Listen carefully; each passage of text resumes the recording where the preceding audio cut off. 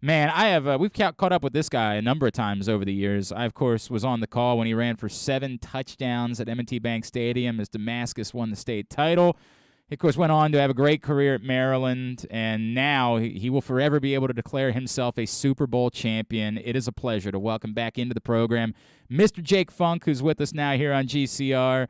Jake, it's Glenn and Paul. It's great to chat with you, man. Thank you so much for taking the time for us, and congratulations, my friends. Thank you so much, and thanks for having me. Absolutely, dude. First, my first question is, how in the world are you sober and awake at this hour after that party yesterday? I mean, I'm in Vegas right now, and I slept probably 2 hours last night, but I'm here, and it's pretty early over here. It's Yeah. 8:30. But yeah, I mean, we're getting through it. When when when Enjoying it. when Paul said you were going to come on at 11:30 on Thursday morning, I'm like, that's the day after the parade. Wait a second. I know what time it is out there. How in the world is Yeah, that? yeah. Yesterday was kind of crazy. Right. Let's put it that way. How can you describe? So this is like the pinnacle. Like everybody dreams of getting to experience it like that. You've now experienced it. What? How could you possibly describe what it's like to be a part of something like that? To someone who clearly, none of us are ever going to have that feeling of what it's like to have won a Super Bowl. I mean, it really just explains the why behind why you work so hard. For these kind of moments where you just feel on top of the world, and it's amazing. The feeling of it is something that I it's hard to even describe in words, but you can see why guys chase this and can continue to chase it because the feeling of winning this thing is very addicting. So it's just unbelievable, and it's hard for me to even put it into words. No, I can only imagine, right? It's still got to be surreal at this point. Jake, your story is so incredible, right? Like you were not the most highly regarded recruit. Despite all of the success that you had in high school, you went through a lot injury wise. At any point, did you say to yourself, "Look, man, it's just not gonna happen for me, and that's okay"? At any point, did you really think there's just no way? And how much did going through all of that make this even sweeter for you? Well, the thing was going through all of it. There was never a doubt in my mind whether or not I could play in the NFL. I knew the whole entire time I could play in the NFL. It's just it was whether or not I was going to get an opportunity Yeah. to be able to show it. And that was the hardest thing for me. And then I finally got an opportunity my fifth year, senior year. With the little opportunity I got, made the most of it, and was able to put myself in a position to get drafted. Now, getting drafted to a team that was now is a Super Bowl championship team, like that's something I couldn't have predicted. But I Right. mean, I just thank God that it happened. Right. It's like it worked out okay. A lot of other guys go that late in the draft, right? And it's like the worst thing that could ever possibly happen to him. For you, man, like it turned out to be probably the best day of your life, right? Yeah, exactly. My God, Jake Funk is with us. He's a Super Bowl champ now. Jake, is there any, I try to phrase it the right way. My gut tells me there's got to be a bit of a disappointment that you weren't in the game on Sunday, but you're still very much deserving of being a Super Bowl champion. And does it give you more of an edge moving forward to say, okay, now the next one, I want to be the guy catching the touchdown in the flat in the second quarter? Like give me the positive negative of that whole situation. Yeah, it's tough. I mean, it came down to a numbers game, right? We had for the first time this whole season, we had all of our running backs healthy, and really it was just a numbers game where I was just the odd man out. Unfortunately, like with the NFL, 53 guys are on the roster, but only 48, I believe, Yep. actually suit up and play in a game. So it was just a numbers game. It was, initially it was a very hard pill to swallow because it was the Super Bowl, but I had to internalize it and understand that I contributed to us getting to that point. And really, I mean, I was just able to go out there and just cheer on my teammates and celebrate with them because everybody is a part of it. There's no doubt, right? Like, there's no doubt, and that ring is gonna fit no matter what you Yeah, did during the exactly. course of the game. Jake, how did this happen? Like, I think the dumb guy answer is you guys have a lot of really good players on your roster, right? Like, we all know that. I hear that Aaron Donald guy is pretty good. Cooper Kupp seems decent. Like, I know the dumb guy answer is you've got a lot of really good players, but a lot of teams have a lot of really good players. What was the difference for this team in coming together to be able to make this run? Remembering, right? Like, it was a struggle when you guys came to Baltimore late in the season, and you lost your regular season finale. What clicked for you guys to be ready to make a run like this in the postseason? I think it was just like this culture that this team has.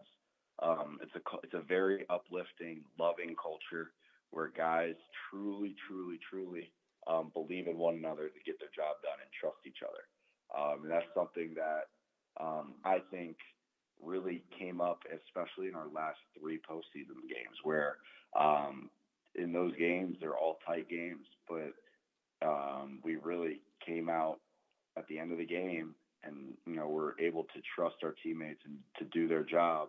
And then on offense for Matthew to get it, drive us down the field against Tampa, against San Fran, against the Bengals, and then for the defense to come up with critical stops when the game's on the line.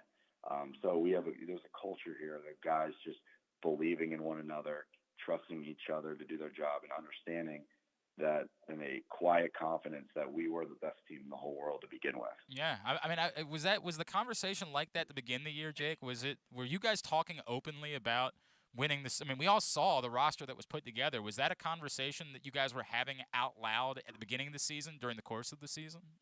Oh yeah, I mean it's always a team goal, right? In the beginning of the year is to hold that Lombardi Trophy. But as we got closer to the playoffs, I mean it was just this quiet confidence that this team had, where it was like, okay, we have all these stars, we have all these great players. We had a quiet confidence that we were going to roll into a game, handle our business, and leave.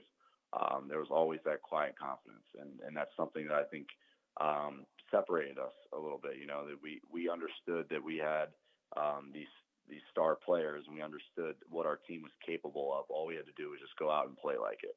I don't want to. I'm not. My intent with this is not to make you cry. All right, Jake. I want to lay that Mm-hmm. out there. But I remember talking to you at the beginning of the draft process, and even before then, even when you were still at Maryland, and you were among the guys who talked about, I want to live out my own dreams, but I also want to live out Jordan McNair's dreams moving forward. And I remember you Mm-hmm. telling me that, and I remember seeing your cleats that you wore for the Jaguars game this season to Mm-hmm. lift him up. How much did you think about Jordan as you guys were making this run? And did you have a moment at all on Sunday where it hit you that like you really are living this out for him? Yeah, I mean, he's a big reason of why you play the game now, for me at least, because he was a guy who was one of my college teammates, a guy who I sweat, bled, and cried with in the walls of the University of Maryland football facility. I mean, it was he's a brother to me.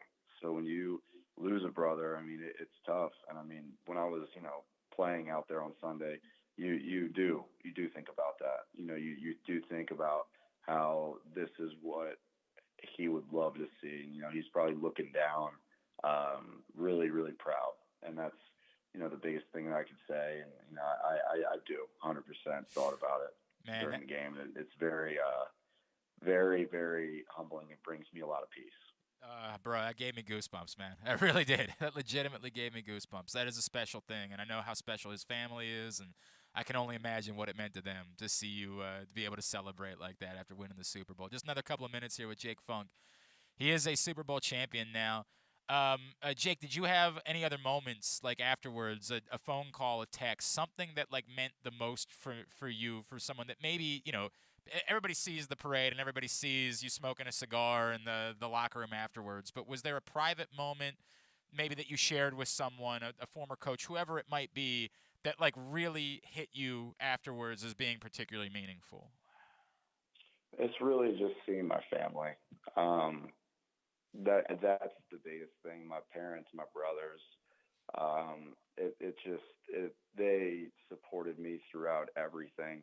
and being able to like FaceTime my family and FaceTime my little cousins, and see how proud of me that they are. My one little cousin has a little like makeshift Rams helmet and hasn't taken that thing off since he won Wow. the Super Bowl. Wow. It's just like little things like that, man, where like um, you just appreciate all the people that have truly supported you and wanted you to succeed, and have supported you when you weren't getting any recognition, and now when you are getting a lot of recognition as a Super Bowl champion. People that have been in there through and through, and that's really just been the most memorable thing for me, is just being able to talk to those people and thank them, as well as be able to see how I have affected them in a positive way. Oh, that's cool. That is so freaking cool, man. Did you? We saw the Bengals kicker didn't go back to the locker room at halftime. Being inactive on Sunday, did you at all think about maybe trying to pull off a stunt like that where you could hang out and watch the halftime show? I did watch the halftime Oh show. my God, you did! Yeah, all of our inactive guys were able to go out on the field. Inactive and IR guys were able to go out on the field and watch it. Dude, how cool was that? Yeah, it was so cool. Definitely a cool experience. I mean, obviously would have rather been playing, Of course. definitely a cool experience. I feel like that's an all-time spin zone, though, right? Like, if you're gonna have to be inactive, at least you got to hang out and watch one of the greatest halftime shows of all time, right? Yeah, exactly. Like, did you have any conversation about? How did that go? Did you have to ask for permission, or did like somebody come tell you? Like, how did that play out? Yeah, I mean, it was just like, oh, like, you guys can go out there and watch it. And we were all like, are you sure? And like, they're like, yeah. Like, okay. Yeah, right. You don't have to tell me Like, twice. Right. My God, you get to watch Eminem do "Lose Yourself" in front of like my. Yeah, sure. You gotta really twist my arm to go out and experience something like that. Yeah, exactly. Did you keep anything from the game? So when the Ravens won the Super Bowl in 2012, I went back down. I had this like, I was at the stadium hours later, and I had this like bright idea. I'm gonna go back downstairs and see what's left in the locker room and down on the field to take, to have for the rest of my life from this moment. And then Vontae Leach had already stolen all of it. Like he had already literally taken everything down, all of the signage, everything, in order to take it with him. Were you able to get any like mementos from the game itself for you to take back to either give as gifts or to keep eternally? Oh yeah. I mean, I kept the Super Bowl towels that kept 2 Super Bowl towels. I got a handful of confetti. Nice. That I shoved in my bag. Yep. What else did I get? We were able to get our jersey. We were able to get our nameplate on top of our locker. Nice.